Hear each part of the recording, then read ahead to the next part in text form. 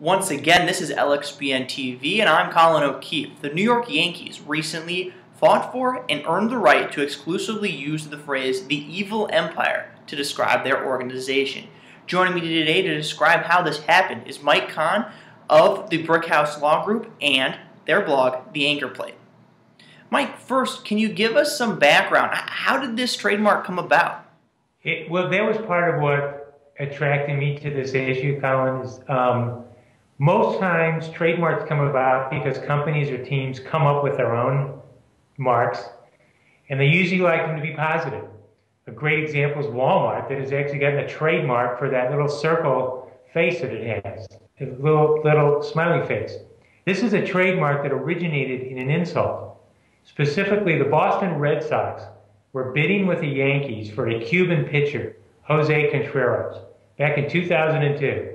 When the president of the Red Sox, the hated Red Sox from the Yankees' perspective, the hated Yankees from the Red Sox perspective, found out the Yankees had signed this pitcher. He says, and it's actually in the opinion, he says that it appears that the tentacles of the evil empire reach even to Latin America.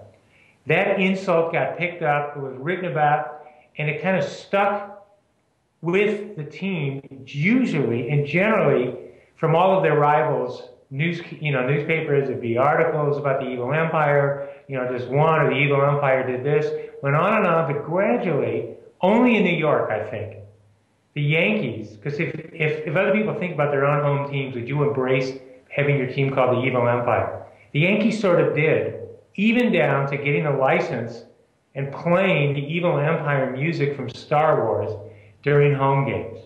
And so that's how they ended up claiming these rights in the evil empire, and got upset when they discovered that some guy was trying to open a store called Baseball's Evil Empire, where he was going to sell Yankees memorabilia. So they filed an opposition and went up to the Trademark Trial and Appeal Board, where they were arguing, God love them, that they were the only evil empire in all of baseball.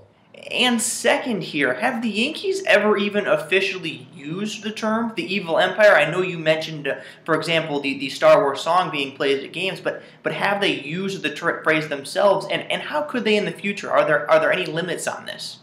Well, that's actually an excellent question. The Yankees had, in fact, never marketed any goods or in any other way used the term evil empire, other than, as I mentioned, playing this music.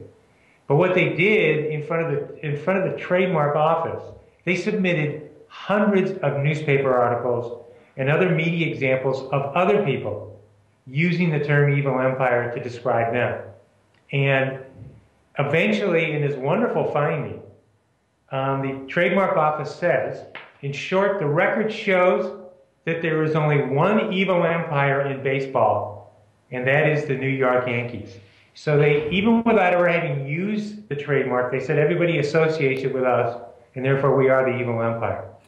Absolutely. It's interesting because only the New York Yankees would take a negative phrase, trademark it, and then use that in promoting themselves.